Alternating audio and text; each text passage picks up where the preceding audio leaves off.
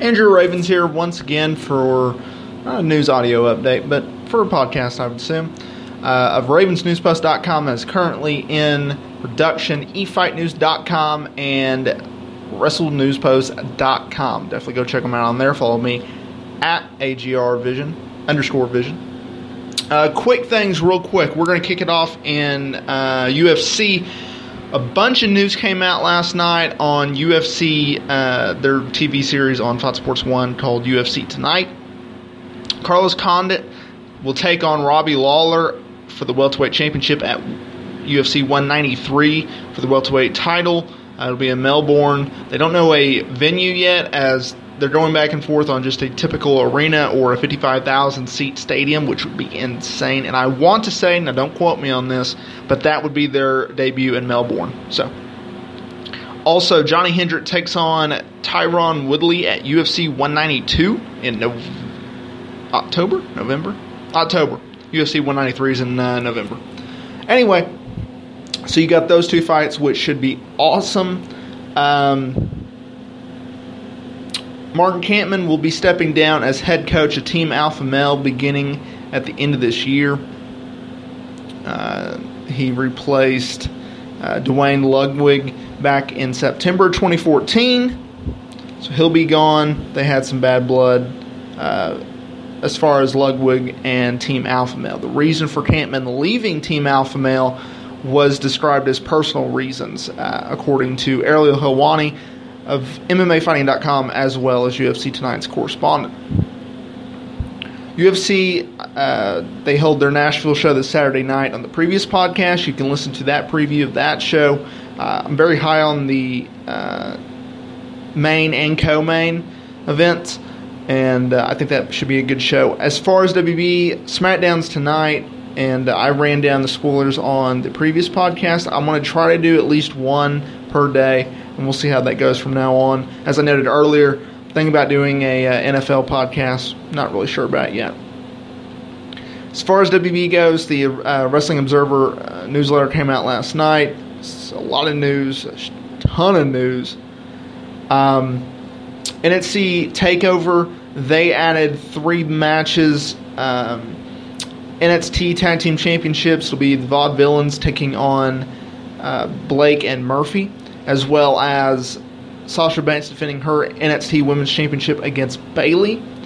They also added Jushin Thunder Liger taking on Tyler Breeze, and Kevin Owens and Finn Balor hinted at possibly a ladder match stipulation being added to their NXT Championship match that will headline that pay-per-view.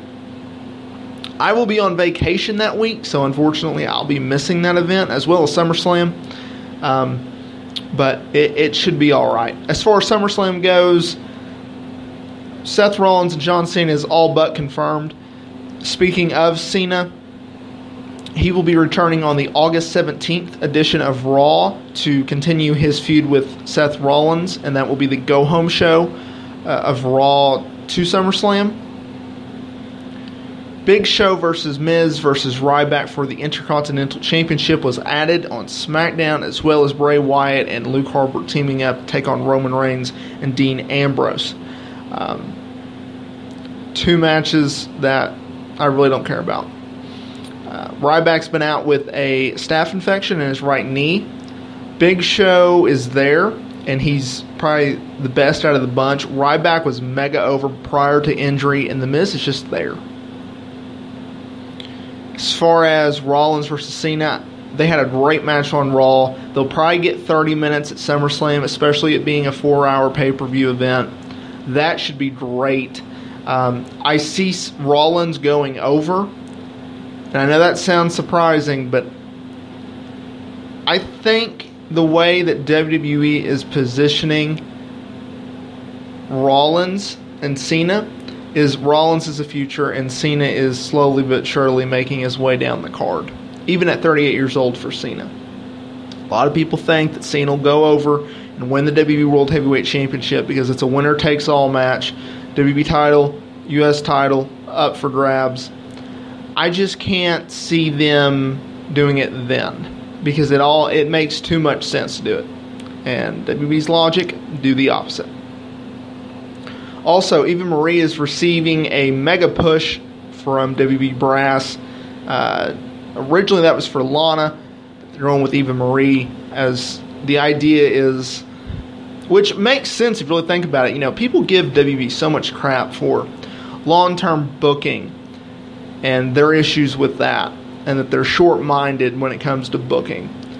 Eva Marie was absolutely terrible when she was thrown on the main roster.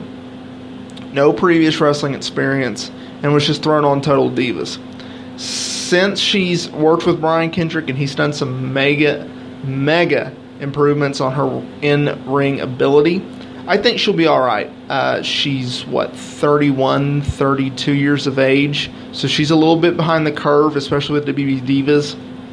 They like to keep them really young, and if you get past about 35, 36, they pretty much let you go or take you into a different capacity, which Bella Twins need to look out because they're like 32, 33. So, anyway.